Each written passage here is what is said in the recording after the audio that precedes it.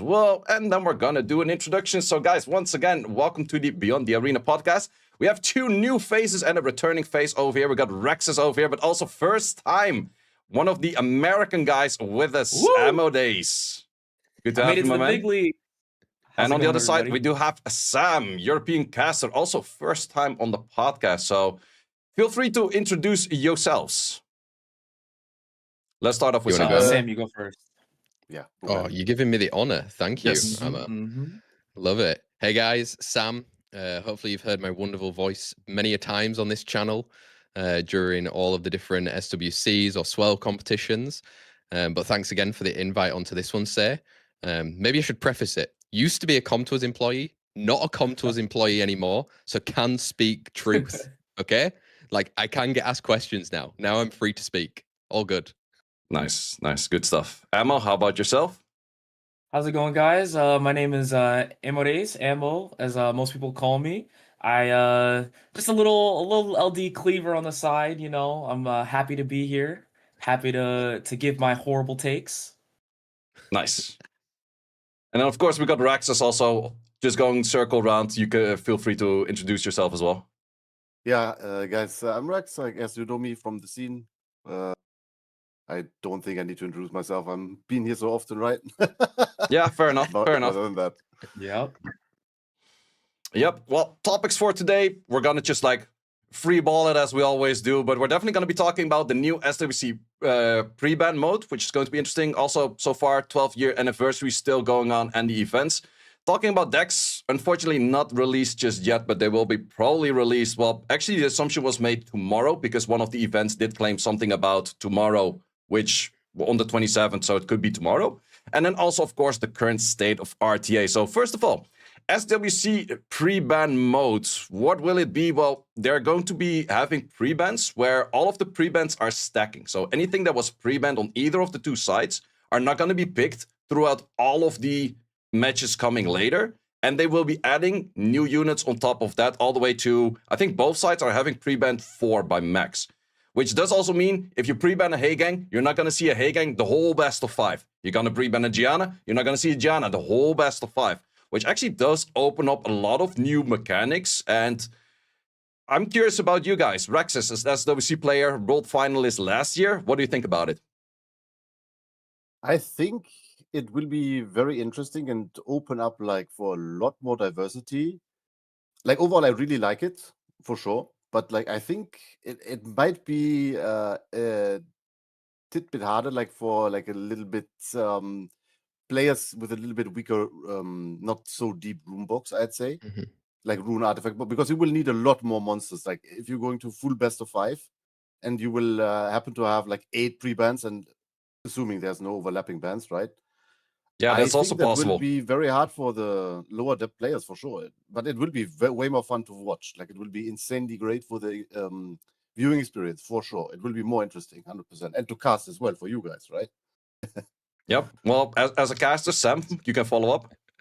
Yeah, I mean, the thing is, like, when you're doing all the casting and you go from best of 5, and then you've got the first set, and then you go into the third set and the fifth set, it's like usually it kind of just repeats itself a lot, which can be a little bit boring to cast. And especially, I think the current state of the meta as it is can make it even worse sometimes because he's saying the same units over and over again. Oh, what Gandalf's getting banned. Oh, look at this one getting banned. And it definitely helps, I think, on that front. Also for just memory as well. That's going to be like a bit of a challenge for us now because we're going to have to remember all of those bans that came through and like remember, oh, well, he can't actually play that kind of style anymore because all of a sudden, let's say you've said there, Heigang gets banned in that first one. You're going to have to switch your whole draft around it later on.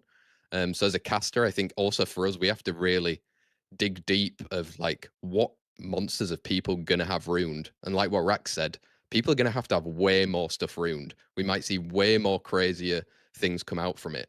So, I mean, it's definitely going to be interesting. First time might be super interesting in all honesty. We don't know which region goes first yet, right? Ooh, I don't think so, no. No, I'm not sure. Often you can check it by the video of in which order they preview which region is like in which location. Often that is also the order in which they play, but to be honest, I don't really know which order that is neither.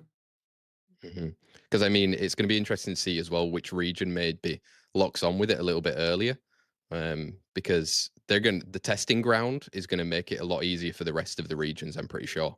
At least then they can see how it's functioning and working. Yes, there's probably going to be goodwill battles where you can test it out, but testing it out in a fake scenario for me, I don't think makes it any easier for a player. The moment you're on the stage or you're on the cast and you're actually doing that specific choices, it can get really fuzzy, I think, in a lot of people's heads. And I even think for us casting, say, we'll be like, oh my God, what was the unit again? Like, what ones are we not allowed to think that's going to get picked anymore?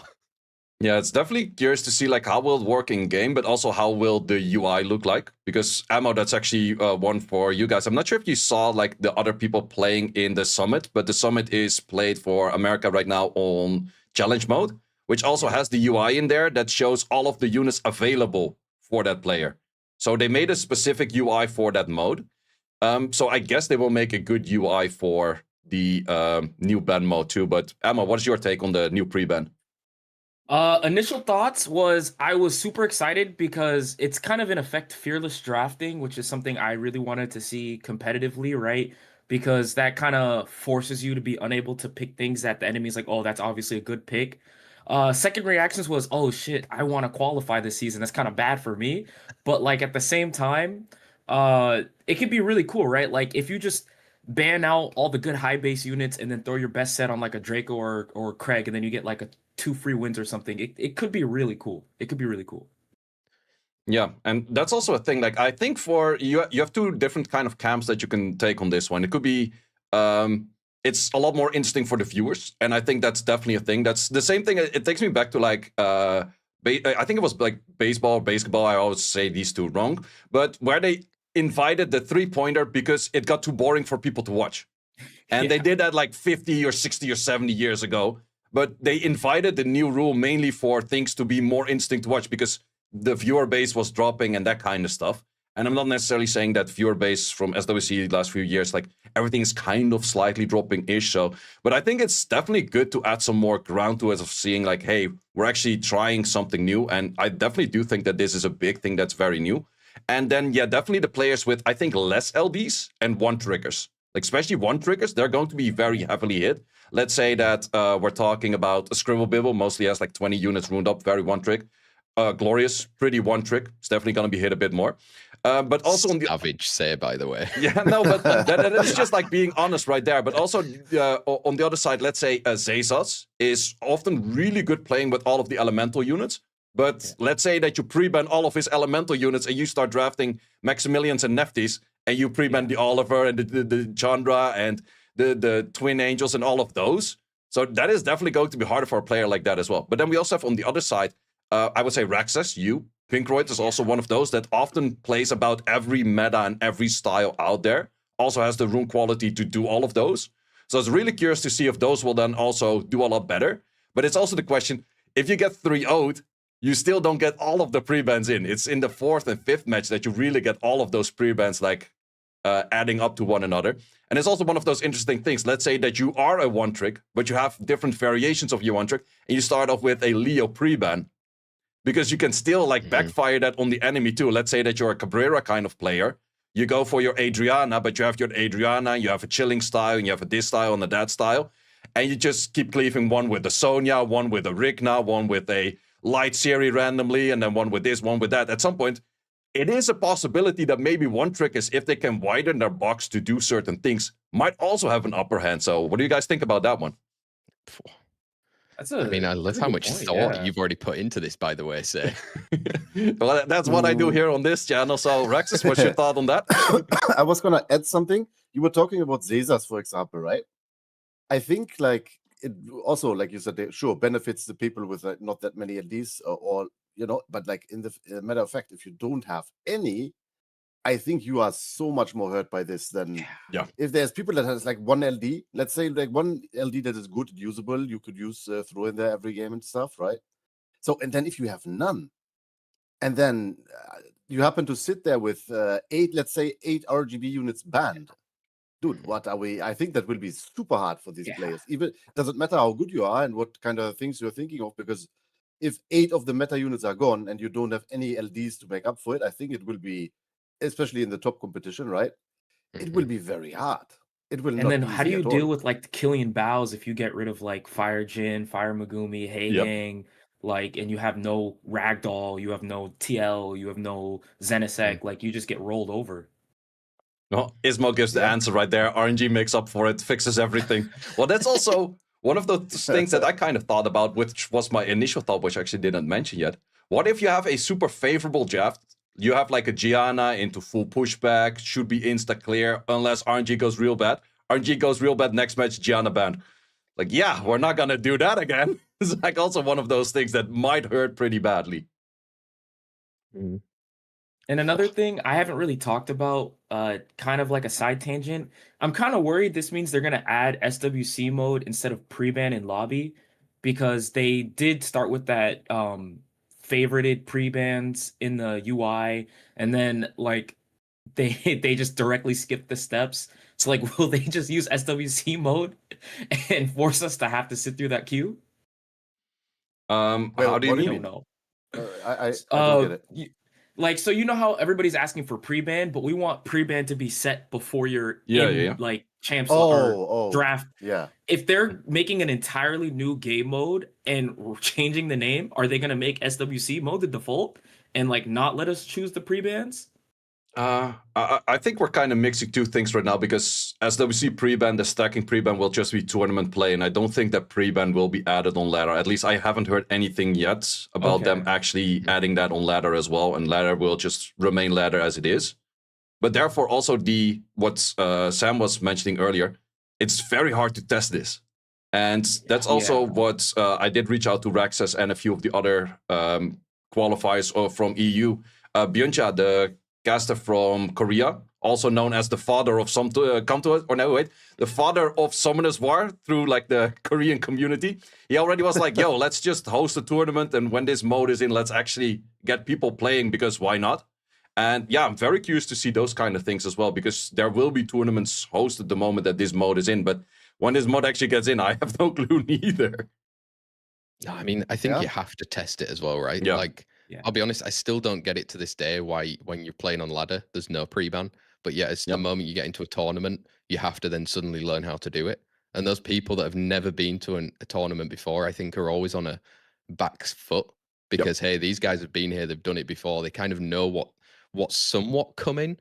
And then adding a complete new one now where, like before pre-ban, you didn't really matter, right? If you were banning one of your own LDs, because at the end of the day, you just don't want to face it in that specific match. But now you really can't ban the LD that you have as well, because then you're also kicking yourself in the your teeth, because you're like, oh well, I'm not going to let him have it in this first set, but guess what? I'm not having it for the rest of the 4 that are coming after either. So maybe people just ban them and don't ruin them, but that also seems crazy, no, as a player. Yep.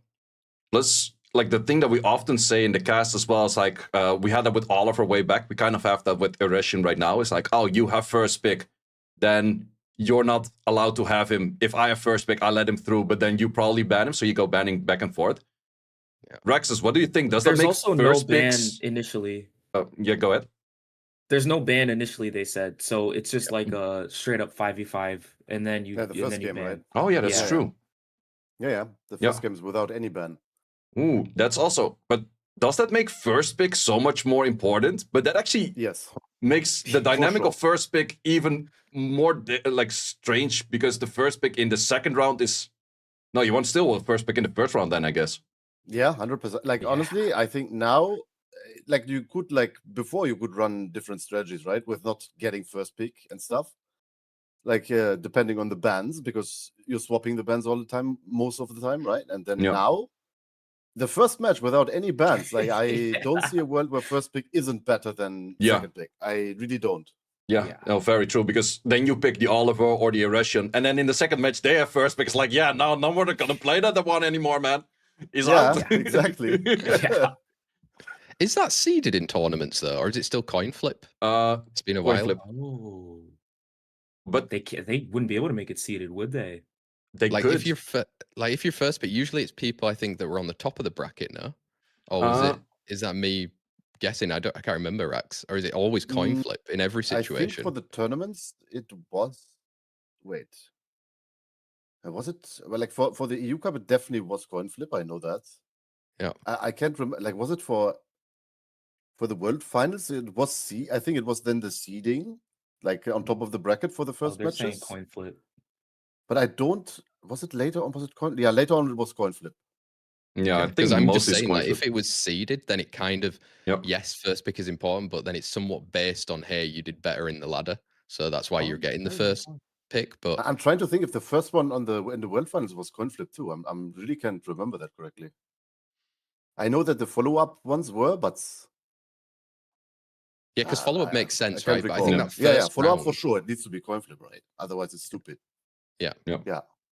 Yeah, it's mostly But I that mean, the it's high interesting. seeds like says like heads or tails, which in the end is just like you have the say in the gamble. It's still 50-50. That doesn't really change anything. But mostly like the higher on the from when I still played, and then what Ismo is also saying right now, it's always coin flip and top seed chooses. So it's like, yeah, you get the choice of the gambles. Like that doesn't really add much. Hey, you've got to still have some exactly RNG, you know. Exactly what you said, Say. I think honestly before I really I didn't care too much for having first pick or not most of the time, really, because it wasn't that much of a difference, I think. And now I think it will be a huge impact if you have first pick. I think huge caveat though is we do get another balance patch soon, like halfway through the season. So like right now it's kind of like, oh, you kind of know what's polarizing. But if they even out, like, so there's 2 Giga first picks, then it's kind of okay. But like obviously right now it's like, okay, you get Oreshion, it's you kind of have the agency in the draft. But like if they, I don't know, rebuff Oliver, like make Vanessa AoE or something, then you never know. U33, yeah. Yep. Yeah, good old 33s right now. That's definitely a thing. Well, that's also, I was going to talk about the 12th year anniversary, but we can right away talk about the current meta. It is, this is maybe a hot take and not a like much shared opinion. I think that the balancing right now, outside of a few units that are very high up, is actually very 50%, which is not that bad by statistics. What do you guys think about that? Because looking at all units right now, Irration is 50%, Josephine is close to 50%, Megumi and all of those units are below 50%, Shumar's 50%. Like a lot of units are 50%. We're not going to talk about Dark Aragon sitting at like a 57 for whatever reason. But what do you guys think about current meta? Starting off with Emma. It kind of feels like, to be honest, I would love to say that the meta is balanced, but I just feel like it's because the Gandalf merchants are hiding from Shumar. And like it's like this at the beginning of every season where it kind of feels like you can play whatever you want, and then all of a sudden a switch is flipped, and then everyone's playing like Sekhmet plus RNG. So I'm holding my reservations. It does feel really balanced. It does seem like sorry, only Aragon and Zenny are like outliers, but hopefully it stays that way. Yeah. What do you think about it, Rax? Yeah, I think honestly for me right now, I think I'm not playing much because I think it's legit like repeat of the last season. It's nothing really changed because the last balance patch, we all know there was barely anything in it. Like when Fire Cookie is the winner with just getting additional healing and nothing else. Yeah, it's time for like a shake-up, but so we have some new stuff, new interesting stuff to play with. Not playing like the same stuff for like 2 months. What do you say, Sam? We've said it quite a few times before, no? Yeah, I know. Well, I would say Shumar is a decent addition to the game. Like he's definitely shaking up some matches to be faster. Things are dying faster. Gandalf is played less because Gandalfs are just murdered, or the thing next to the Gandalf is murdered on a death break, which is nice to see. Is he actually 50% Shumar? Really? Yeah, Shumar. I wasn't. At the start of the season, he was like 53, 54, but people kind of figured out the moment you start NFLing it, Laylaing it. Yeah, literally, Leo. I've seen people pick up more Nana. Nana's actually on like a 51, 52 win rate with a low pick rate, but it's definitely, people are picking up certain styles of like, hey, you snipe one unit, but it's not that effective, or we just drop the hard slows on it. Okay. Sam, how about you? Have you played some this season? I mean, I did my classic, like many people in chat know. You get to P1 and you're like, dude, I'm done for the season here, you know? I'm sitting back and relaxing. I'll wait and see what happens in the meta. So when I cast it, then I'll find out exactly what's going on. But I don't know. It feels so, for me, like just playing every so often, it's I don't know. I'm not playing at the same level as you guys in terms of like coming up against such strong units in terms of they're not ruined or artifact up to the best that they possibly can be. But at the same time, I do think, like you said, say stats is nice when stuff is around 50% because then it puts it into like a little bit more of an interesting match potentially where things can happen. But I also think at some point if it then falls as a 50-50 and it's back to somewhat of an RNG and somebody doesn't strip or somebody gets resisted, it also can be really annoying as a player. And the amount of times that you can just get burnout from it, I think is natural because hey, if there is a strong monster and you can play around it, it feels nicer, I think, rather than having to play that 50-50 all the time, just for some sanity, in all honesty. So I also agree. I think with Rax saying something needs to change. We said it a lot of times before with different balance patches, but honestly, introducing a new mode in SWC for me is at least a nice step. Maybe they can back it up with some sort of a balance patch to actually throw a few units around and see what can happen there. Whether they do, hands in the RNG gods right there. Yep. Yeah. Well said. Definitely well said. Anyone to follow up on the topic of the current RTA meta? Because I think the RTA meta was also kind of discussed in previous podcasts, which since then and now it's just the Shumar edit, but maybe you guys have some more takes, Ammo and Rex? Honestly, I took a week off. I came back and it felt exactly the same. So I don't know if it's like I said, an early season thing or not, but I do like the fact that it doesn't feel like you're getting steamrolled unless you see an Aragorn, which is kind of nice. It's a little What bit about like Dark Zenitsu, Ammo? we don't talk about Dark Zenitsu. Wait, you had a good clip again on that one, or how was that? You miss strip, you just lose the entire. They think solos you. It's insane. It's actually insane. Yeah, that unit It's is fine, pretty Ammo. nice. You can just ban it when you're in the SWC, When you qualify, True, you just ban it. Yep.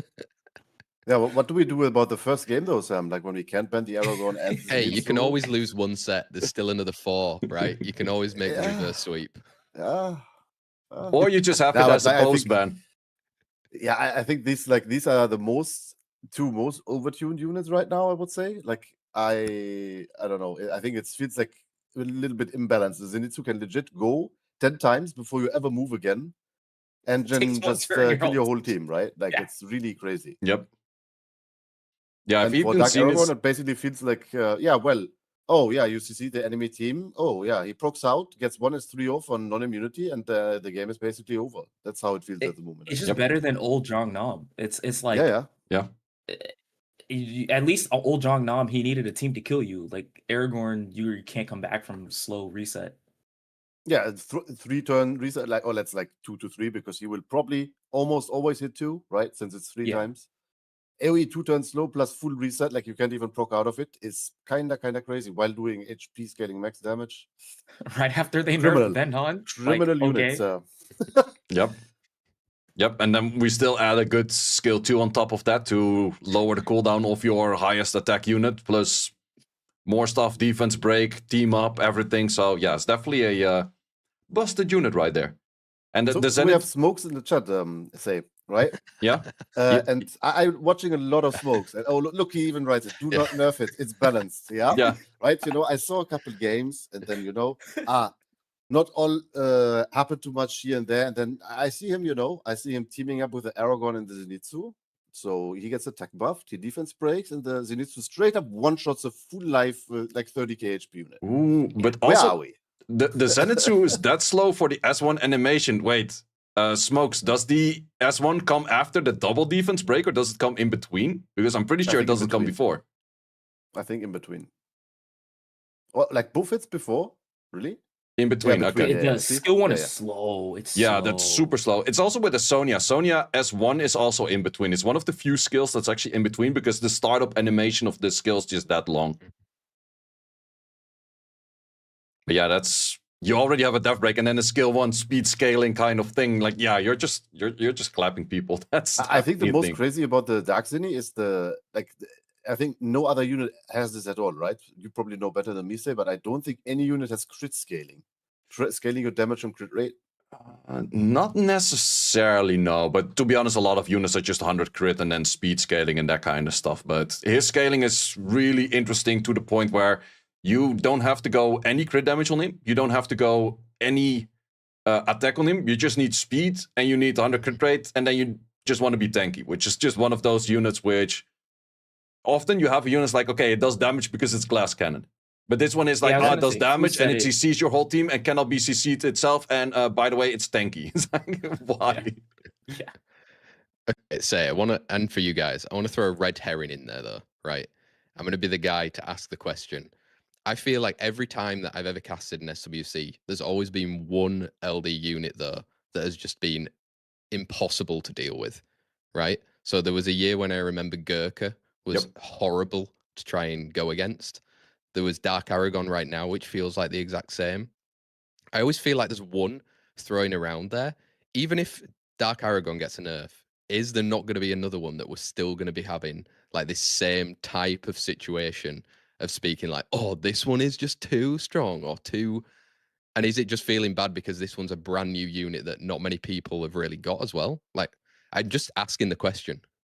I think a good example to that is Light Horang. So I know how we all felt about Light Horang, and there were a lot of Light Horangs in the tournament, but like as Rax is an owner of Light Horang, it still has like clear things to deal with it that like maybe Pooh was able to abuse like pretty well, and like various other Light Horang users got eliminated fairly early in SWC. So it's not necessarily like a unit has to be like the end all be all of the bracket, but there can be like a strong LD without being like it's picked and you lose, you know? I mean, Well, is it just too long then that we haven't, that it's not being figured out? I think it's too like I think it's a bit different, right? Like obviously into SWC and like the EU Cup, like the Aragon, Horang wasn't nerfed and he was way too strong for sure. Like if you're not agreeing on that, you're just delusional, I would say, right? Because obviously I own him, sure, but I knew it was way too strong because that unit, yeah, you like 3-1 with that unit and you half HP and you can still win the game. Like that is not correct, right? That shouldn't be the case. Like it's kind of, yeah. But also I think Dark Aragon is a bit different because it's a AoE, like look what he does, right? It's an AoE unit, and if he gets the skill off once, it's most of like it's very likely that you just win the game from it. And if your draft is also complementing the whole thing, right? Obviously. Yep. Well, what Sam is saying is pretty right, is that there's always the one strong LD unit, and you definitely do see it on the leaderboards as well. We definitely had the Gurkha, we definitely had, for talking back, Valeska was definitely one of those at some point, Veronica was one of those, Widget was one of those, and I think that those are the ones, like I'm just going through tier list, whatever I put at 105 tier at some point, because that was mostly the representative of like being too strong, and I think it was those units. But there's definitely a difference between a, let's say, 100 tier unit and a 105 tier unit. Because I remember like Prime Widget was first pickable, crazy strong. For right now, Aragon is at least not necessarily first pick material, but you could. You do see people do that. But it's definitely one of those things, like there is a difference between like, oh, it's the best of all of the units and he's at like 53-ish win rate, or is he at 57 win rate? So that's definitely one of those things. And what Sam is saying is probably very right as well. Now it's Dark Aragon. Next month it's a light pure vanilla cookie. It definitely does rotate around for what unit is the best out there. I have a question for you guys. You probably remember that a bit better than me, but because I wasn't that active in 2024. But was there any real broken LD unit in that tier? For Worlds, for example? Was that Laura? 2024 was that was what Killian Bao won. Thinking was about it Berghild then? Yeah, I think so. I think that was Berghild. Berghild season. Yeah. Veronica was earlier. Veronica was 2023. That was the Thailand World Finals. That's where Veronica really did shine. But I think Berghild, yeah, where Berghild was still speed contested, disruptor kind of thing, yeah. So that was then the where Berghild didn't have the nerf on the strip chance, right? I think. Yeah. Wait, Smokes is actually saying Dark Aragon S2, both S2 come before the Zenny hit. So you have double Death Break chance and then your Zenny hits. That combo is insane. Yeah, that makes it really crazy though. Nasty. Yeah. Because I don't think there is, because S2 is very slow as well, right? I don't think there's many team ups that will be slower than both hits of the Aragorn. Yeah. I'm pretty sure about that. Yep. But yeah, to go back to the 2024, I think it was the least heavy, like one LD capping kind of units. In 2023, someone is mentioning Nikki. I do remember a lot of people playing Neftis, Nikki, Tianlang, Veronica, like the whole LD Holy Trinity, and that was when Tianlang was doing an ungodly amount of damage on an S2. And Nikki was doing one hit extra. Those things really did do it that Wasn't in it, that wasn't year. it also say 2024 was also just because Hagang was so strong as well, no? Like, wasn't he just playing into it? So some of the LDs were just like suffering way more than they usually would have. Yeah, I kind of tried to think about what was the 2024 meta. I think it was the Chandra Velajul Cigar meta. And I think like looking back at all of the metas we had, I feel actually like Chandra Velajul Cigar was very repetitive. You did not have too many choices outside of it. But it felt actually for me as one of the more enjoyable, stable metas where it's not like, oh, this is a 50% check and that is a 30% check, because we had the Twin Angels meta coming after. Twin Angels was very like, yeah, you can strip on the first hit and do an insane amount of damage with your twin already, or you just don't defense break at all. It's like that was a really big gap of like damage output right there. And also skill 2, 60% stun, could stun everything, could stun absolutely nothing. Whereas Chandra Velajul Cigar felt everything was 100% on all of those units. So I think that was my first season getting into RTA, and that was like Hagang first pick with Tamo was like really big. Yep. Yeah, that was also around that time, yeah. I also loved that season. I'm a P3 in that season. I had an absolute blast right there. Great season. Yeah. To follow on up on that, I think that one was really cool. And also what you said, like it was kind of well-rounded, I think, because there was, I liked it a lot. There was consistency, but yeah, as we know, Comtois doesn't like consistency a lot, you know? They don't like that too much. I remember why that season was so good, though. I also had Julian, and Julian was insane that season. Oh, yeah. The double skill 2, 100%. Yeah. Yep. It was so strong. And especially with the Chandra Velajul Cigar, you were just like hitting people on defense breaks. You were provoking them to get away. It was crazy. Yeah. Adding I think it was also Prime Mei Wang at that time. So Mei Wang plus Julian couldn't die because one was healing and the other was stealing its HP bar that was healing before. And that's when Rax came up with the all the Escher comps too. That got trickled down to me through like apps and them. Like I actually remember, I think it was a game where he went like Chandra Cigar, and then he went like Escher instead of Velajul, and it was like crazy. I don't know if I'm remembering that right, but like everybody was like, oh, I guess you can just adjust the Trinity, like you don't have to force them. Yeah. Oh yeah, you can. Like, so that is also, you know, you didn't need all of them. You could just there was very good options still. You could sub in without having LD5s, of course. That's what I mean, right? Yeah, and like it was pretty stable. I like that a lot. Yeah. But overall, that was also a thing, like if we're going back to the SWC stacking ban that we talked about earlier, I think it was also probably one of the most boring to watch for players. Oh yeah. So, for viewers. So I think for players, it was the most enjoyable because it was stable. If you drafted well, you were winning. But maybe that is also then the reason, like, you always had it with every season. Like, oh, I've seen too much Oliver, nerf Oliver. Oh, I've seen too much Chandra Velajul Cigar, get that nerfed. I've seen too much this, too much that. People always do ask for the nerf on whatever is most picked, and that initially mostly does happen at some point as well. But yeah, that's also the thing. What we call most stable is also, I'm not sure if that is the least watched or enjoyable to watch kind of SWC. But yeah, it might be like a cohesive thing that if it is enjoyable for the players, it's maybe not that enjoyable for the viewers. I don't know. To put it in perspective, the most exciting part of that tournament was watching Zazos win a game with Chow. So I don't know if it was yeah, that spectacular. Say loves those moments, by the way. If you don't know. Hey, I'm not a Chow hater anymore. Back then, I was definitely a Chow hater. Absolutely. Currently, Chow is definitely with the recent buff. He's in a good spot. But before, I think I called it out on the cast even once. And someone's like, oh, he's going to pick Chow. Well, save everyone 3 minutes of their time. We can go to the next match. He already lost. That was so good. Let's say when you like were like, oh yeah, oh no, don't pick Chow. Oh no, your game will be over. Ah, he picked Chow. Okay, let's move on to the next. He lost. It was so good. I loved it. I actually don't even remember which one it was because it was, I would say, the last 2-3 seasons, Chow was already viable, at least in my opinion. But yeah, it had to be somewhere before that. Now, there was one match I remember, and I think it might have even been Pafix. Someone's Chow kept miscritting, and you were losing it, say. You were just laughing so hard at him for miscritting. And then when he finally got it off, it was, I don't know, something crazy, like fucking 50k or something. But at the same time, I was like, oh, God.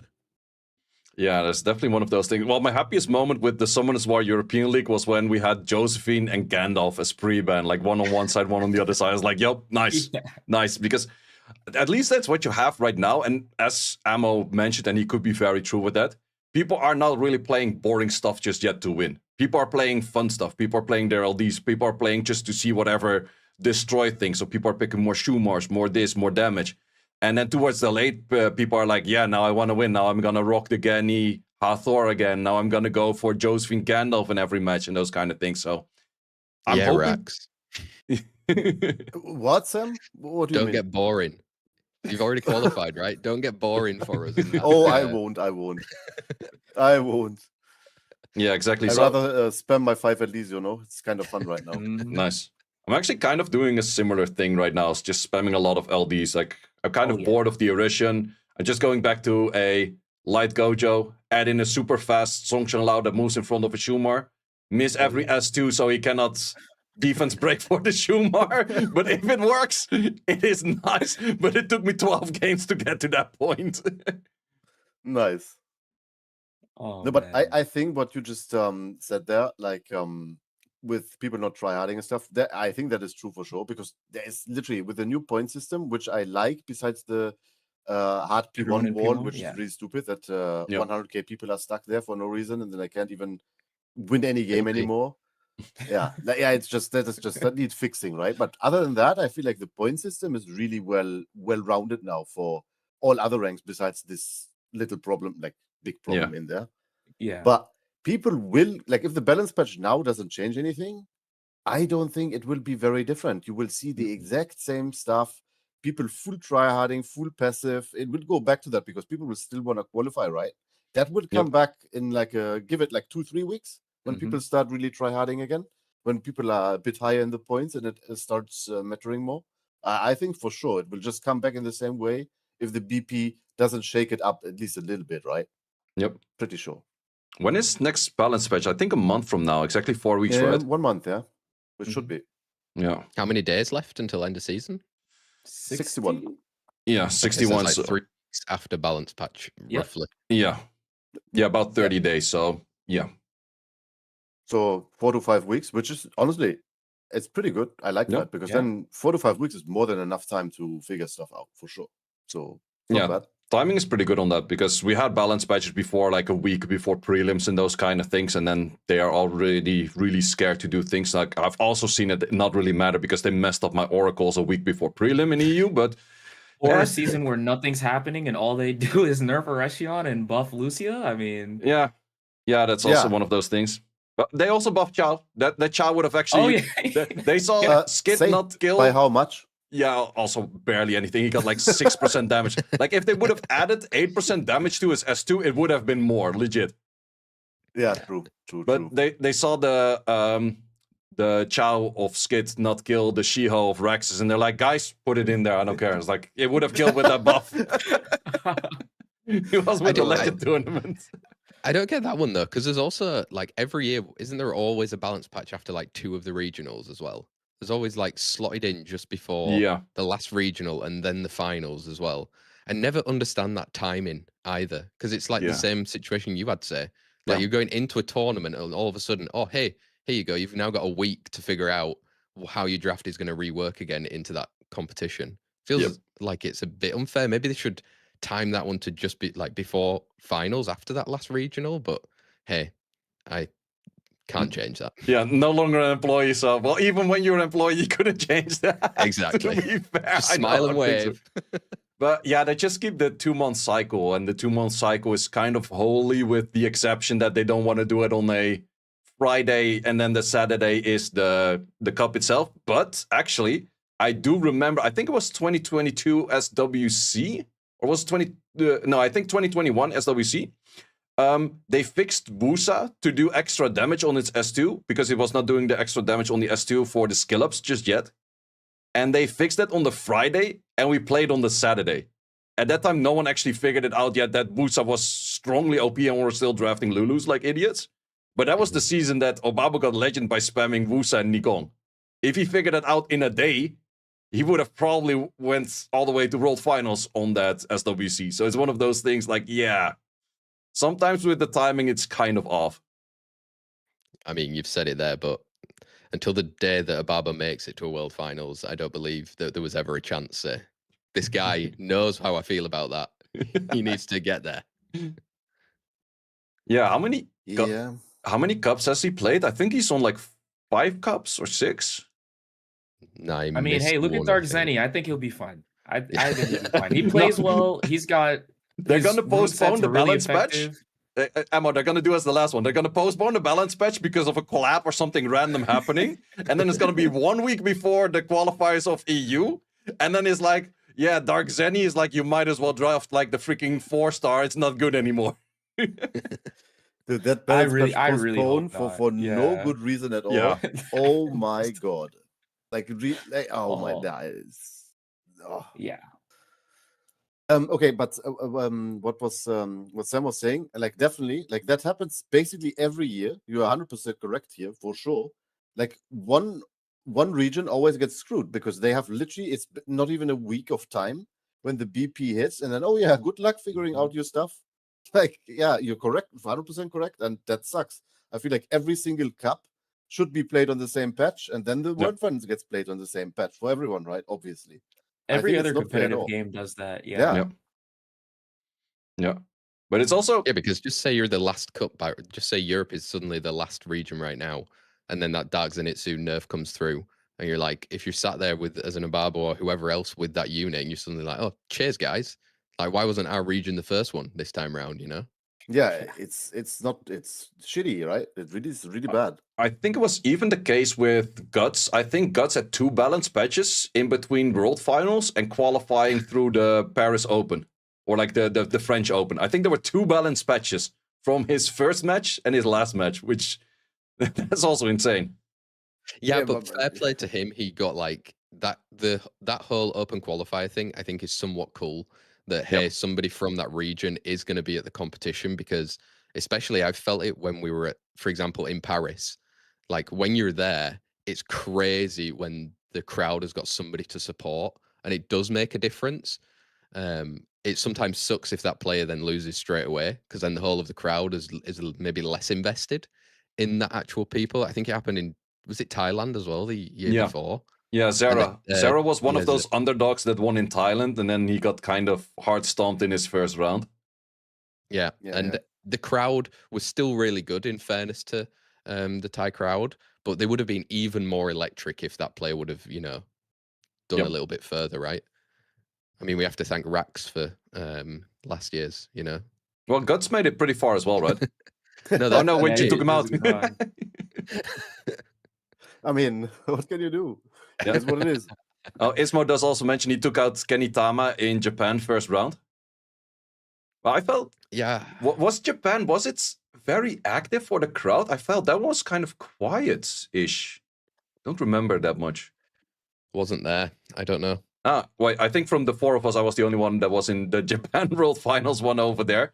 But yeah, I think that true. one was, well, it was also, the audio that we had in the room over there was pretty loud. And I think the loudest was just me, J-Mac, Wycus sitting next to one another, as we always were. That does not surprise me, by the way.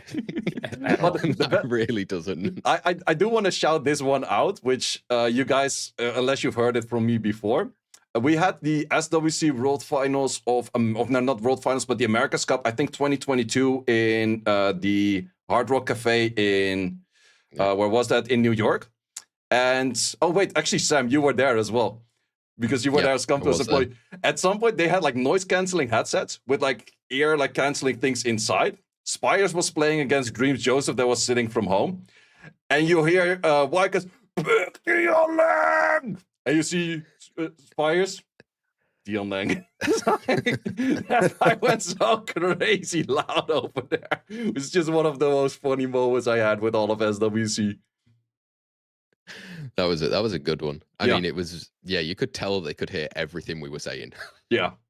But also, I think Ammo, I haven't met you in person yet, but I think you're also quite loud. So yeah, if we add that with the gym. You're gonna hear me in a room. Yeah, it's like, we had it last year in Paris that at some point we were always like chilling in the lobby and kind of stuff. And the Paris hotel we had didn't really have a proper lobby kind of thing. And at some point, Wycus comes down and is like, dude, I heard J-Mac from the 5th floor. Okay. Oh, that was always great times with these people. So then also the Hey, question. if I'm in any of these events, you're gonna be able to hear me the moment I touch down. I'm just letting you know. Well, Yeah, Emma, I was gonna say. Yeah, dude, Emma, you Korea. better do not disappoint, right? Because dude, like some of these insane Emo rent clips are gorgeous. Dude, we need that to see that once at least in IRL. Like, I don't know it will happen, but that would be fucking funny. Oh man. Actually, though, I'm one thing. Because Yeah. speaking to so many players in the past and then finally meeting them in person, how tall are you? Because I'm not. like, I'm a shocked. midget. I'm an app. Like I'm so short. Like Apps 'cause is I've like been a shocked head and a half before. taller than me. No, But Apps is pretty Not tall tall. in general, though. that is true. Yeah. Wait, how tall are you? Like 5'8", 5'9", then I guess. No. Yeah. 5'8". Yeah. So I guess. I can't say I'm 5'8" because then if someone actually tape measures me, then I'll get clowned. So I'm a little bit over 5'7". Okay, I think. Wait, what was 5'7"? Maybe Sam. You know the because I know. I only know like burger numbers. I'm sorry. 170 something, maybe 171. I think it's slightly below 170 even. It's because I was trying to give, I'm I was trying to give you I'm a few pretty extra short. centimeters there. Yeah, Oh, that's thank you, Sam. Thank you. No, because believe me, I have to cast usually next to Adam and Say, and Ah, both yeah. of these guys are over 6 foot. Yeah. And I'm not small, but when I stand next to them in the photos at the end, it's like, oh, they brought their child to work today. When I met Scribble, bro, the guy just towered over me. Yeah. Yeah, I know exactly what you mean. Yes, Scribble is pretty much similar height to me and Adam. Yeah, Okay, okay. and Glorious is like a good half head taller than all of us, pretty much. And then you have Sample Text from the EU office, German caster. He's, I guess, slightly taller than Glorious or about the same.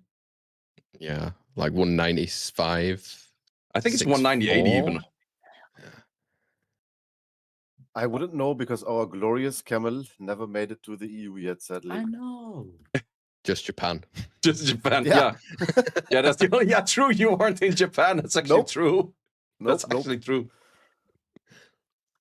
Yeah, always with these events. Also for the people that are watching, TOEs are going on. I'm not sure TOE or like TOA in that case with America in that case. Probably has some places to go. I think the one in Paris was this weekend, from what I've seen, Yeah, of it was half this of my weekend, yeah. guild being kicked once again, because that's that's for an origin joke. They get like super freaking like tipsy, let's call it that way nicely, and they start kicking one another, and they have to rerun their World Guild Battle defense, and that is pretty much the whole joke about it. I'm not even sure why they do it, but half of the guild was gone when I logged in this morning. Oh, that's great. Classic. Yep. So yeah, it's always They're good fun. They're good fun, the French crowd, when you're there for Yeah. like these TOEs. They love it. Yeah. So always, if you have a chance to go to these events, definitely do. There's 2 coming up in Germany, or is it 1 in Germany? One is End in of the year, no? Yeah. Frankfurt. Yeah, I think they were doing Frankfurt, yeah. I have a feeling it's going to be Berlin again Yeah. as well. I think it was only surely. one. I think it was only Frankfurt, right? Yeah, could be. Yeah, I think they only went for 1 this time around, and they also went for not Berlin, which kind of surprised me. And then the World Finals is also, or the European Cup is also not Berlin. That's going to be Hamburg. So we're switching that things surprised up. me too, for sure. Yeah. Switching things up once again. Wait, Ammo, for you, Canada, you Yeah. ever been there already with the... Or you, I haven't been to any of the. No, I've only been to like one in I think Virginia, and 2 in New York. Okay. Well, I'd like to go to Canada though.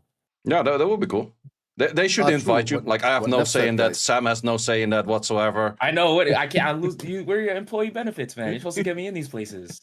Tell me about it. Where are all my LDs, mate? Wait, I might have stolen them from you. I'm wait. sorry. Okay, just for the record, the guys on the bottom of the screen, which are Amodace and Sam, they cannot be complaining about LDs. The guys on the top, however, we are doing like 500 to 600 scrolls per one LDs. The guys on the bottom are averaging that out to like they do like 100 scrolls, 154 an LD, maybe less. No, I do actually know mine. It was like 230 days per LD. I've only been playing since 2021 though. Okay. Okay, Emo, how are you gonna beat the allegations? I'm listening. What do you mean?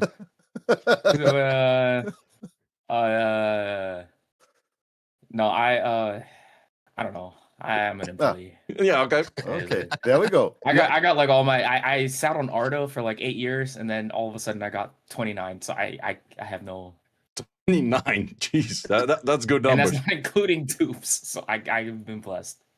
That's a fair bit. That's a fair bit. Yeah. Yeah, say, how does Emo have more than us? That's kind of crazy, isn't it? That's pretty impressive as well. But I was talking to one of my long-term viewers. He's having 9 LD5s and 600 scrolls. That is the equivalent of someone else going 3,900 scrolls dry. That's you, right? No, I don't go. I think my LD count is currently at like 2.6k. I'm having some LDs after this, and I got 5 in those, which should have been at that time like 9 or so. So I'm like still 4 due, but I'm not like if you go 1 in 3,900, then you're like 15 due, which is like okay. But I think say that could be JMac level at some point. Yeah, like JMac is a pretty 9k U. Yeah, I've seen JMac summon like how was his last summon session? Did he get 1 or 2 He only in got his like last? Lima or something. Yeah. He got Lima Hanvul, so He got okay. Well, that's also not really to write home about or anything. Those are the worst ones to pull. It sucks. Like if you don't get LD5s, and then when you finally do, it's like Yeah. Dorothy or something. Like Yep. I don't know. Yeah, my Ariana. She was a nice one like that. That's rough. Yeah. Yeah, that's one of those like storage. It's like I tried to make it in Raxxaz 1 or has 2 been getting things. stacked though. Like I know he doesn't have as many, but at least the recent few have been pretty good, right? I mean the recent blessing was pretty bad, my Emo. Well, eyes away from that. Theonia. Next patch. Next patch. Yeah, true. Let's see. I was there though. The Light Monkey King. I was there. That was a good one. Oh, that was Thailand, right? One of the best times. Yeah, that was really crazy. Yeah, I do remember that one. Yeah, it's always like that's also the fun thing about pulling a lot of these LDs. I think I can vividly remember every location where I pulled an LD5. And how many were on the toilet? Awesome. 1. Kiara's on the toilet. There's always one. Yeah. There's always I've one never everywhere. gotten a toilet summon. Yeah. You don't spend long enough there, Emma. You're right. You're right. You could be on mid-30s by now. Just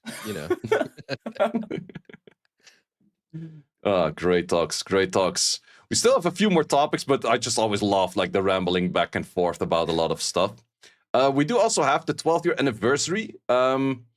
Just quick talk about it. How you guys liking it so far? Are you missing the farming event same as me? Or let's give a round of talk on that. I do see Ammo going thumbs down. Let's go ahead. Man, the 10-year events were so good, and I get it's 10 years. Obviously, they're going to be better than any other year. And then 11-year was already kind of having a hard time to match up to that. And then they do this where it's like barely interactive.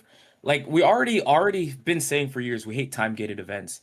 And now they're making it you just can only farm like 500 energy. It makes you not want to log in, which I get is what they're going for, but there's like please don't play our game.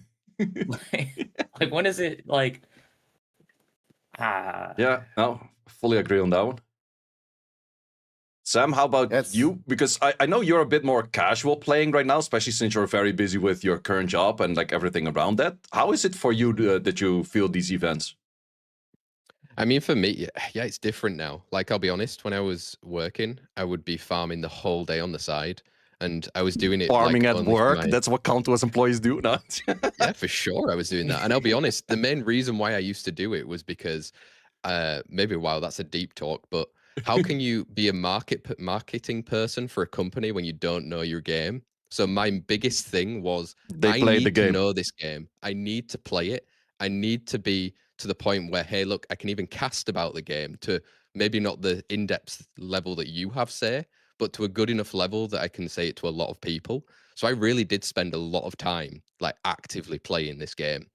And then now, yeah, life has changed for me. So I'm not as free to be able to do it. For me, my main aim each day is to make sure I've done my 500 blessing. I've got my what's it called? All my dailies done, like doing as much as I can. And then, to be honest, fluttering it in where sometimes, yeah, I might play a little bit longer. If I've got TOA and stuff to do, I'll go in there and do it. So for a casual player, I think it's timed pretty well in terms of the event. And I know that's not a nice thing to hear, but if you're not as active as everyone else in the community, you can still get by, which is kind of nice. But I do agree with you guys that, hey, the people that want to invest the time and actually go and, you know, do extra farming and what is more to get more rewards should have that option 100%. So for me, I wouldn't care if that was still within these types of events, so that it gives those people that want that the opportunity to do it. But as long as I can still get the bare minimum, I'm pretty happy on my side to be able to do it, right? So yeah, again, maybe it's a take from a different angle from you guys, but I'm enjoying it in terms of me. I can get what I want from this event. I don't need anything more than what it's giving me, but I can completely get the people that want to get more from it. Yeah. Great take, great take. And that's also why I asked the question to you, because in the end, like, we streamers are very try hard. For some, it's even like the full-time job or like a pretty big portion of a side job. And for the majority of the people, will just log in, do dailies, log out. And that's also the whole time span that they could throw in a game. What's your take on it, Drax? I think you don't really need to add anything on what Sam just said, because like that's basically perfectly rounded. Like, just give some possibility for the people that want to put more time and effort to, like, it doesn't even have to be huge, you know. Yep. This, like, just give us this limitless energy back, for example, you know, like 20 energy for, I don't know, you know, without upping the costs and stuff, because that wasn't even that much. I don't think it will hurt in any kind of way if people get that and can put this more time and get like a little reward for it, right? But yeah, basically perfectly. Even what the Sam said. unknown scrolls like feedback, like it's a little bit of a workaround, but it's you have to put in extra work and time and do stuff and like have mana to still 6-star those units for energy, like something. Yep. Yeah, I really wonder, because the moment I made the video about that method, like 2-3 events down the line, they were like, yo, we don't give that much unknown scrolls anymore. So did I mess that up over there? I don't know. Could be one of those things.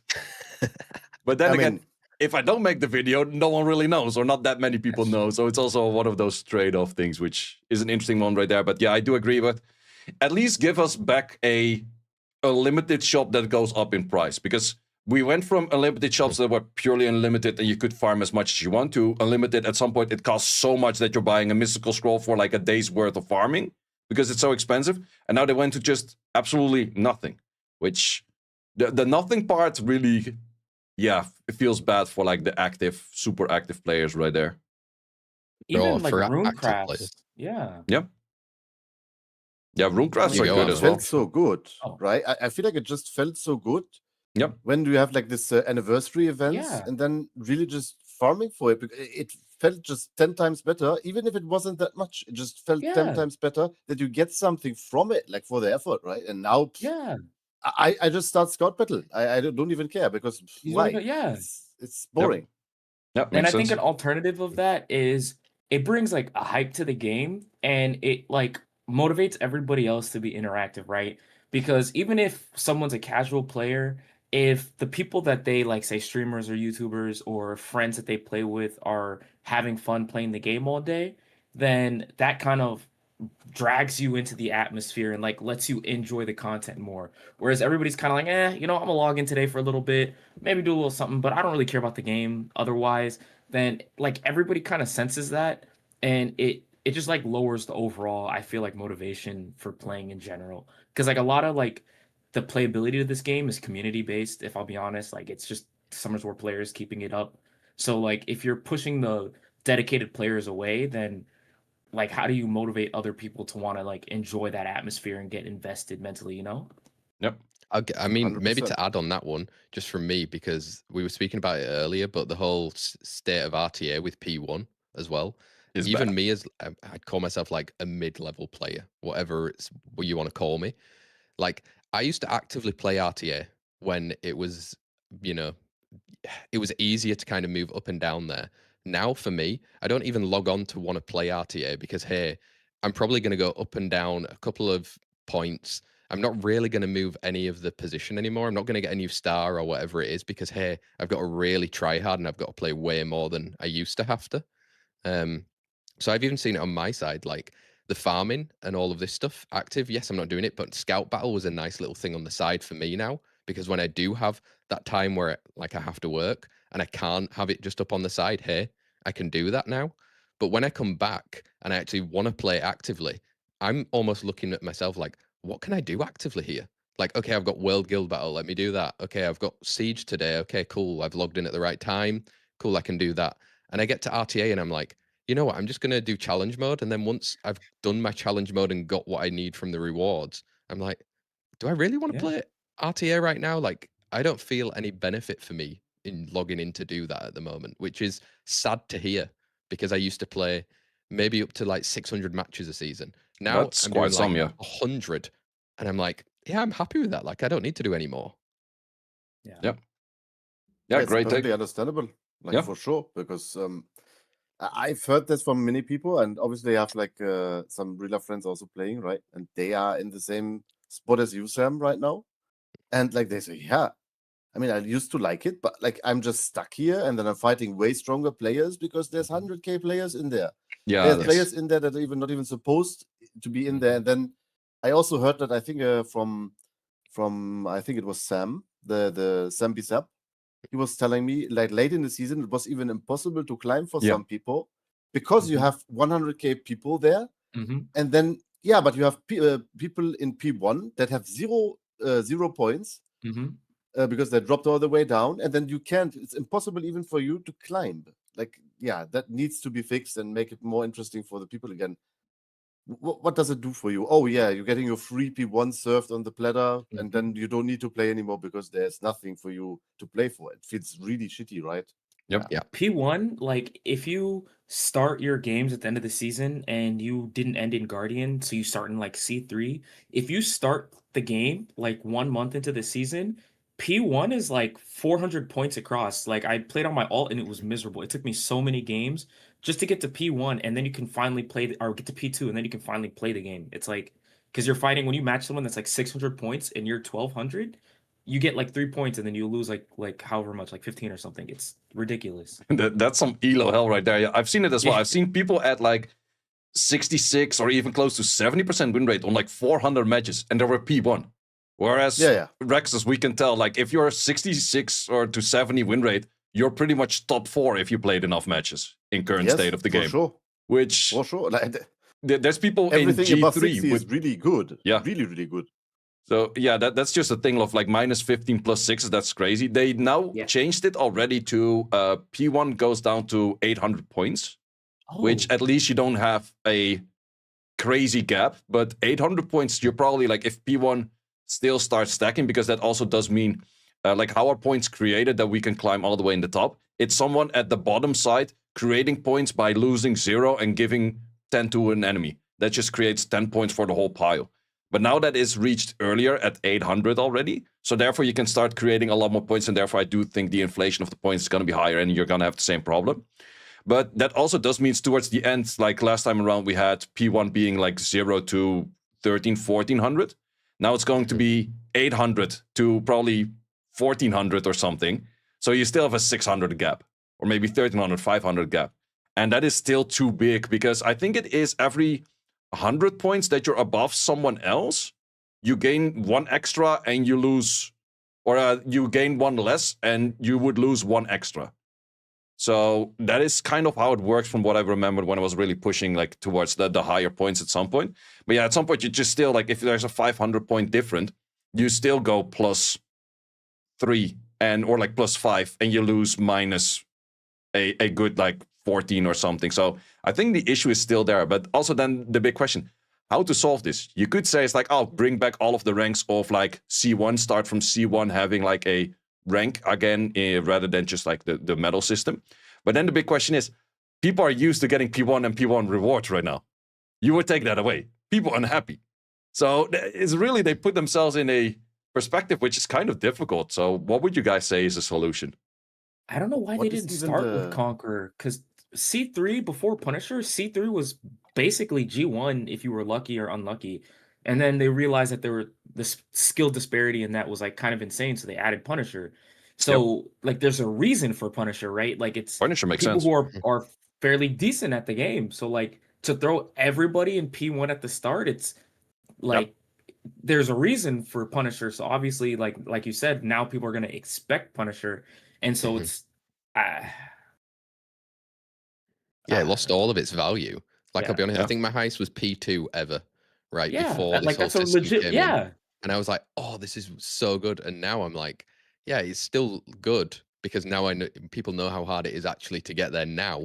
Yeah. But it still lost its value, right? I Yeah. mean, I would, in all honesty, say if you were to ask me, I'd go back to the other one before. I don't care, but that's me. I got higher than the P1 before. Maybe, yeah, like those people that have never got there and that were stuck in that C3 because it was.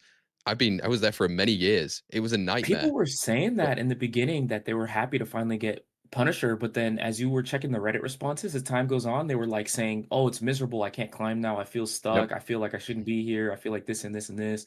And it's like the people also don't understand, like, yeah, there's a rank, but there's a rank for a reason. Like it's not like, okay, if you cheese this, then you are that rank. So they didn't understand where the value came from until they ended up in that rank and hard stuck. So like in your case, you had to climb out the trenches and like see, okay, I have the skill level to do this. So it's definitely like a perspective thing. Well, I think I also know why they added the ranks as they currently did. And that was because the last few seasons, G2, G3 was not filling until like a week before the end of the season. And what does that mean? We were having like 200 people in G3 where there's 300 slots because people were not hitting the thresholds. And I think even for G3 we had, or at G1 we had like 3,000 positions and we had like only 2,000 people filling until the last week. And they made this as a solution. Is the great solution? I don't know, because you can just lower the points requirements and make increments of 50 rather than 100, and you would have kind of solved that already, I would say. So, for the whole thing, I can say that from my perspective, though, like for the top ranks or higher ranks, the system got so much better. It improved like incredibly. Like you can't even compare it because before you couldn't play, and now you can literally. It doesn't matter even if you are rank 1, 2, or super high rank. You can still play your 30 matches in like 3-ish hours, which is insanely nice. Before you couldn't even do the 30 matches even if you tried for 20 hours. You know, Yeah, like true. that got really a lot better, at least. Yep. Yeah, I think for the high ranks it's really good, but for the P1 it was there's a bunch of sites tracking all of these things right now. There were like 1,000 people or like 500 to 1,000 people playing more every day on RTA. And also the amount of people joining in P1 was also that same 500 to 1,000. And at some point you saw the curve of like all of the earlier ranks were like a little bit spread out and then it went to like Guardian ranks. And at some point it was just like no one in the early ranks, P1, and then the rest. It was insane how many people got in P1. And I can even see that right now, especially if you have certain events where you just have to play and you get into a match. People go into the match and leave, or people go in the match and auto, and then you lose after 5 matches. Even my alt is already on Fighter 2, and that account is 10 days old. So, and I barely have a team or anything. It's just using whatever you get as supports plus like 2 units. And I got like, I think it's on 70% win rate. So it's not even that I played a lot or anything. Yeah. Yeah. What's the point then, right? Yeah. It's, doesn't make any sense, really. Yeah, curious to see just if lower the rewards, like honestly. Yeah, I think what they, at least it's good that they adjusted it right after one season. So at least they made the points from 0 to 800 by minimum. Curious to see how that's going to work out for this season. And hopefully if it's bad again, that they will adjust it once again right after. Yeah. Yeah. but at least they did already something and try to fix it. Yep. Yeah. Yeah, that's definitely something. So that's a bit of talking about the 12th year anniversary plus sidetracking. Love that over here. Then the final thing is decks, which is gonna be released maybe tomorrow, otherwise Wednesday or Tuesday. Personally, for me, I've seen this in a different game. The moment I saw that in Ethereum Restart, first thing I did, I went to my contact of the EU office, like, yo, we need this. We need this. This is so good, and I think it's gonna make people so happy, because right now it's like, try to rune up all dungeons at the same time. Sure, with the rune quality of a Raxxaz, you can kind of do that and they're all good. But for most majority of people, you would like to have every same rune on like every individual team if you want to have everything runed up at the same time. So, plus, I'm still not really sure how it's going to work for Arena, because can I have my fastest rune in one deck on my Kabila and in the next deck on my Chilling and use that at the same time at Arena offense, which gives you a lot of freedom for using different teams. And yeah, like, what's your guys' first thoughts about the deck? Starting off with Sam. I mean, yeah, okay. Starting off would be cool. I mean, I think the decks is definitely interesting. I definitely feel it in the case of being a player that doesn't have such the rune depth of you guys, that it's really necessary for me to have these farming teams easy to access so that I can just quickly change between and actually farm what I want to. I don't know if that's also realistically a problem from the game, that farming some of these dungeons requires somewhat similar units but different builds on them slightly as well. I'm just saying, like, I remember the days of Trickaroo in Dragons. That was like my baby, of building these incredible doggos just to get through Dragons super fast. And I was so happy when I achieved that. And then now it just feels like I've got these different runes, because it's obviously different runes than what I was using back then on those Trickaroos. To like, yeah, how do you say that? It's, for example, now I usually just have my Giants team farm rune set going, and I'm just farming Giants. I'll be honest, that's just what I'm usually doing, because hey, I also don't have enough spare time to go around and change all of these and use things like, you know, the different third-party tools to like, oh, this is where you should now build this one. This is where you should now build this one. As a casual, it's way too time investing to do that. So I think that is nice that I can then choose what I actually want to farm, and artifacts might finally get a bit more love from my farming. Let's actually see if that ends up happening. But I think it could be pretty nice with it all, right? Still yet to see exactly how it's going to end up in the game. So if you say it's going to be tomorrow, probably I'll wait until I watch your video about it, say, and then I'll get to it. How would you feel about, because I assume you're also way more casual for Siege. How would you feel about having for Siege 15 decks all ready to go, no zero reruning? I think that sounds really nice for casual as well, right? For sure. I mean, I'll be honest, like, if I'm going into Siege, I'm not in such a try hard, even though some of the guys maybe you're in chat or probably are from my guild. For me, I just get on there and do it if I'm around at the perfect time. But definitely if there's a set that's already there ready for me to go, then it's way easier to be able to do it. I don't know if it then loses its tactics around it or its strategy, or I don't know how I necessarily fully feel about Siege, just because I'm not as invested as a lot of other players are within that space. But for example, just I know there was always rune changing and making stuff happen, and then you build up what, like 10 Lucians, and you like, oh, I've built 10 of this same unit, and that's all I'm going to play on this Siege. I get it for the top level, because if it works for a reason. But I don't think it's that interesting for me because of that. Because I don't have the time to invest in making all of those Lucians, skilling all of them up, doing all of these things, having whatever needs to go with it, whether it's a Dover or something like this. It's just not my thing. But for you guys who are investing way more time, I can fully understand why it's a nice thing to have. And to add to that, that's why I think it's good, because hey, you need to support the players that are actively playing. So yes, it might not be so much of a crazy thing for me, but I like it for the community, for those people that can now do it, that have always been asking for this type of stuff. Because hey, if that keeps you guys invested, long term, that keeps the rest of the community invested. You guys are making more content around it, you're playing it more actively. That's usually the community follows through as well, right? Yep, well said, well said. How about you, Ammo? And also, what is your state for Siege and Arena that you're currently doing? Wait, before I say anything, decks are coming to RTA too, right? I don't think so. I think RTA is just going to be RTA as RTA is right now. I need a second RTA box. Okay. So I just joined recently a guild with apps. We have like a ton of the streamers and like various people from the community in it. And I think we do kind of want to push, but we're still like G2, trying to go for G3, I guess. I doubt we're gonna make tournament. So I would say I'm fairly casual in terms of Siege, but I am learning about it and like trying a bit harder. Actually gonna work on my defenses. I had someone help me with my offenses and like I am kind of experimenting a little. So I am looking forward to the decks because it's kind of annoying. Boop, boop, boop, boop, boop, boop. Instead, if I could just run those decks, it'd be really nice. The biggest thing for decks though is TOC's been cool, but I lost a lot of the appeal for it when I had to re-rune for it like 3 times. So it's kind of a lot of my issues were alleviated when they added scout battles, since you don't have to re-rune every team. Like you just have to do them once and then you can scout battle. Like I've been farming water R5 and fire R5 nonstop. But now I can kind of actively farm some of the other dungeons a bit more often, which will also be really nice. Yeah, fair. And someone does also say you already have 2 RTA boxes right now. At least you have 2 save states in RTA. So technically, Yeah. if you use it that way, you do have. Rex, how about you? How do you feel about the decks?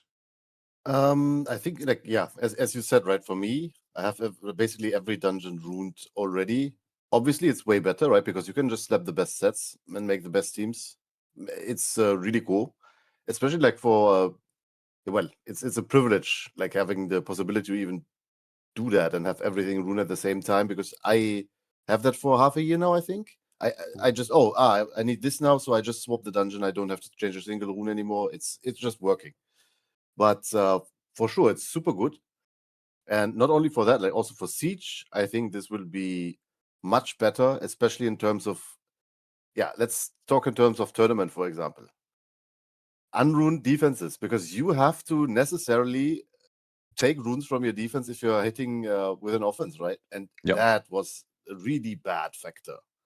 So I really love this feature, and it was overdue, obviously, but it's so nice that they finally do it in the correct way, that we can use it also for all content, right? Having preset decks for all the contents. Because what Emo said, TOC, I mean, I personally like that, like ruining the team for that, like, look, what is the best build? But it's a hassle. It's like so much time investment. And Sam brought the point, like casual players, they will not go and put like hours into ruining that up perfectly. But now you can just do it once, have your preset team, slam your best runes on, done. Cool, nice. And you don't need to do it every single time again, right? No, And then they're it's still really changing cool. rules, so you can like adjust as necessary, but it's just starting from scratch, you know? Yeah, exactly. Well, the only thing that I was thinking of during the rush earlier, which might be a thing that could be a little bit annoying. Let's say you have Tiana in 6 different decks. So it's the same Tiana, same build, but you use it in like this offense, that offense, that offense. Let's say you get a speed upgrade on your Tiana. Do you have to go through 6 different decks to change that one rune on Tiana? And I think the honest answer is how they implement it. Most likely, yes. But I think it's also one of those things I would take, like that's for rune management, like how is everything set up if you get some upgrades. That might probably be an annoying thing to do. And that is also what I do see in the other gamers. Like that is definitely something like, hey, back and forth of getting the upgrades every time. But at least your base set, for example, if your Giants team is working, you don't have to touch that. Like, sure, if you could maybe make it faster, but you don't have to touch that. Same for your Temple of Chaos. Like, sure, you could go for a very specific slight upgrade, but it was already working. You were getting your G1 or G2. And I think that's already quite a nice thing. And then for the actual triads, sure, you go through all of the things and you start upgrading them all the time. But also what Sam was just mentioning earlier. So let's say that you get a quad speed in Swift. And I was like, oh, now I need the +5 grind. Like, yeah, but R5 needs 18 units. Yeah, I don't feel like that for the next coming 2 months, so I'm not going to get any upgrades. I have potential upgrades, but I'm not going to get those upgrades. And I think a lot of people, I would love to see the curve of how many people are farming what dungeon and how well they would change after decks. Because I think people are, since you are able to switch more easily, people will switch. Whereas right now it's like, yeah, I'm just doing Giants, whatever. Yeah, that's exactly also my point, what you just brought up, because obviously I can just do that, right? It's ruined. I get let's say I get the 30 speed quad on Swift. I don't have my grinds. I right away obviously hop into the raid, but if it's not ruined, probably like it's very high chance, like sure, Put it 30 off, speeds. yeah. I obviously do it, right? But let's say it's mid prior rune you where you don't need it necessarily that much right away. Yeah, if it wasn't ruined, I also was like, wouldn't be like, oh yeah, I'm gonna ruin my raid team right now to make that rune. And now then it's very easy to do so. So it's great, right? And it's frustrating when you can't. Let's say you Yeah, get one of exactly. those runes and you're like, oh, I need a +5 on this. And you're like, well, not gonna happen. Like I don't have Yeah, any free exactly time that. to go rune up that. Ready for it right here. Yeah. Cool. Yep. Yeah, very curious to see how it will be implemented because so far I think how it should work in certain scenarios, but also for a few scenarios I'm not 100% sure how it would work because let's say we're talking World Guild Battle. We have 5 different teams at the same time going in. But if you're using your siege decks and then I will use my fastest set on all of them. Like that's going to like I'm gonna have 6 Lucians lined up as decks. Like that's just gonna happen. But how does that work for World Guild Battle then? Because then you have to line up 5 of different runes. So there's definitely a few things that I'm curious to see how they will work that out. We don't know that just yet, but that's also one of those things like they could implement a first version of it and then maybe a few months down the line they're gonna upgrade it if it's not really fine-tuned just yet. But I think it's a really good step in the right direction. I think we all agree with one another on that take. There's one topic that someone just mentioned that I actually haven't brought up yet in this podcast, but I also do respect your guys' time. But Relics, would we like to spend a few minutes on Relics? What our thoughts is on that? Really cool, really frustrating for me because it means I can't buy LD scrolls with dupes right away and I have to sit on my ancient crystals. Actually, insanely frustrating because they're all gonna roll +4 relics. But I think it's a cool idea that you can get like a grind in an extra roll worth of stats on something that might also have kind of added benefits of like maybe making your Sona more reliable or making your dungeon teams more reliable. I think it's a cool idea. I hate that it's behind ancient crystals, but I get that they didn't want to make it farmable. But they could have done it like the I re-up. agree with you on that. It's Yeah. maybe a little bit frustrating, but at the same time, I mean, I joined Contours just after Artifacts. I think Artifacts was 2020, and I joined Yeah. in 21. And I remember how much of a like uproar that there kind of was when Artifacts came in, and it became way more like too many lines to kind of figure out and add into the game. Whereas at least I think Relics is a more simple version of that, where it's, hey, you get this one thing, you power it up with whatever you can, wherever it gets to, cool, okay, it's failed at this level, whatever. I do feel like there's going to be at the start of this game a lot of disparity because obviously some people are just going to get way crazier ones than others. And that's just kind of how Summoner's War, I guess, is. But it does feel a bit painful because if you see somebody's got a crazy one and you're like, oh, yeah, mine just failed at +4. Cool. Like, thanks for that one. Cheers, guys. But I like that it's simple in terms of you don't really have to do too much with it. You just need to make sure that you're, spending wherever you need to get it from the different shops or whatever it might be. But for me, it just feels like a more simple version of an artifact. And I think the less that you have to think about that one helps casual players for sure. And I think even for top level players, it's like you said, a nice little add-on. Hey, look, I've got a bit more damage coming out now, or I've got a bit more HP, whatever it might be. Could be pretty cool. Too early, I think, to say exactly how it's going to affect the rest of the game, in my honest opinion. Yeah, fair. Thanks. I want to add something real quick.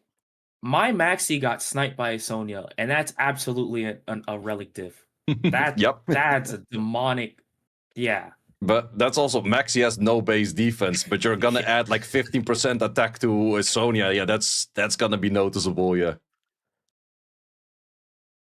Rex, how about yeah, you? for sure. I think like with how they implemented it, first glimpse of all it. So I think I like it because it's really nice that like you can pay to win, of course, because if you could, that would be extremely broken, I think, because people would just go spam until they hit the 15, right? Which would be way too crazy for sure, because like a 15 is huge on the right relic. But what I do think is, yeah, like if we look at the power up rates and the chances and stuff, and how many I also and I for myself and for other people I saw them failing before +6. Sorry, but come on.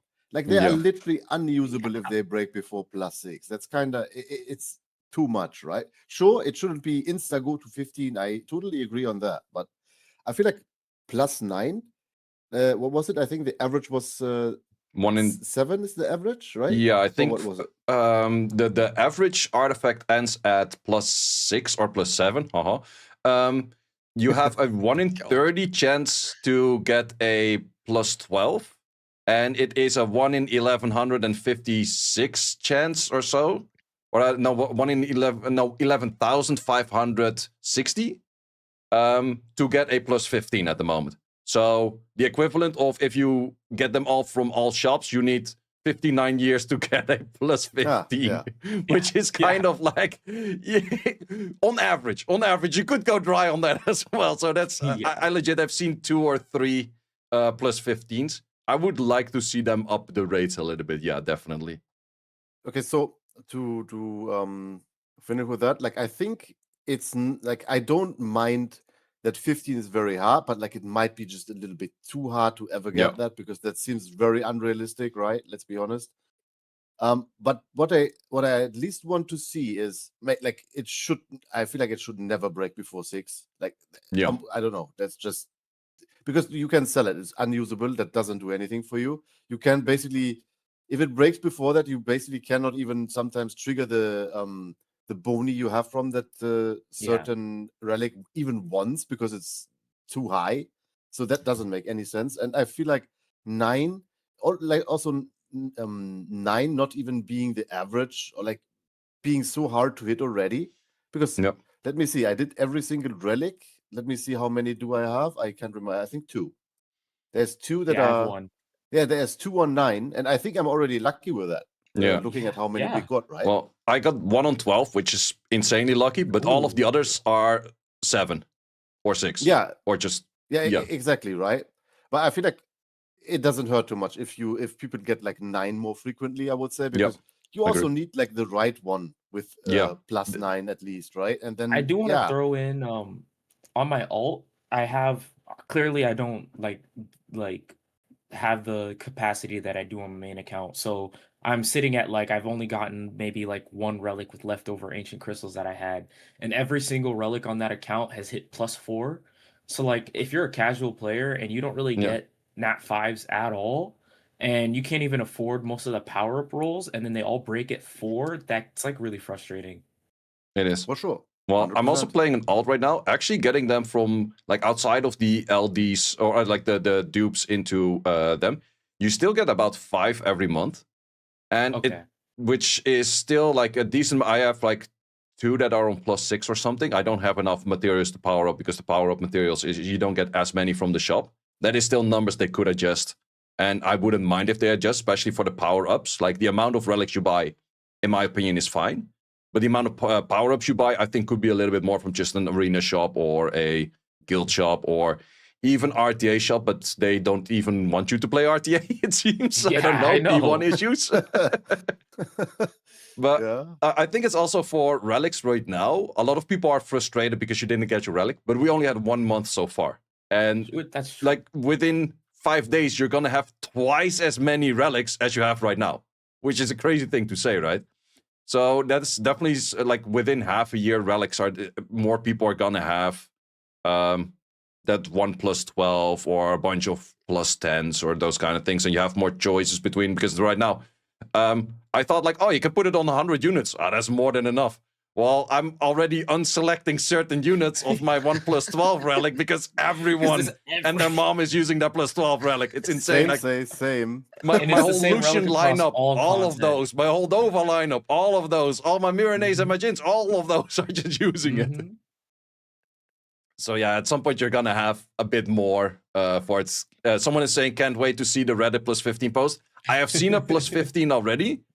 It actually had 2 duration left, which is 1 more than it should be because you cannot have 0 duration left on your +15 because you need your last duration to go from 14 to 15. So it's always at least 1. So it looks more impressive than it is, but that's still very impressive.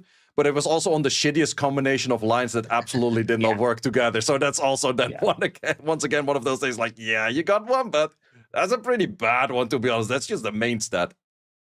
The thing though, it was HP main. Like, yeah, I don't mind, dude. Like, give me the most least shitty combination. I take the 15 for well, sure. Wasn't it like HP main and then defense goes into attack or something? Yeah, it was the shittiest sub for sure. Yeah, Hey, those are something I can use. I'm just saying. Yeah, it's really one of those, ammo. like, the amount of units that actually would use that is very limited. So, but yeah, that's it's definitely an interesting one to see. It's also, for me, the most one sought out was going attack into damage percentage, because that's by far the best one for PvE.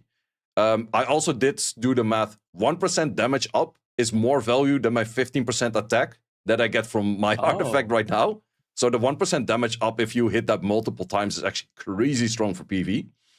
But yeah, that's just 5 days. Hopefully get one of those, and then we'll just see from there. But I definitely do like the idea that there's something added to the game, which is not necessarily we have to farm another thing. And that's also what Sam said earlier. It did really give a fuss. I do know a lot of people quitting the game over not understanding artifacts and also having to farm artifacts.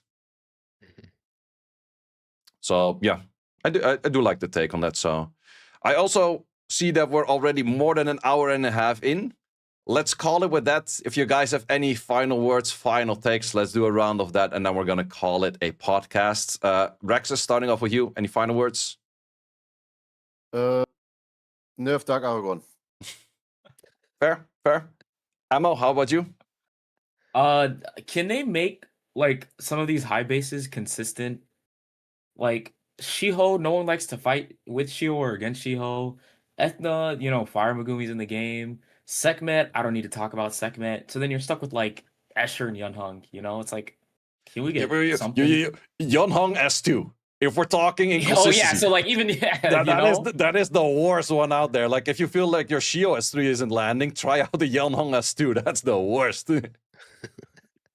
I had to throw something out there because it's really frustrating, like the options that you have to use, which maybe is like probably for the best because maybe high bases are toxic. I don't know.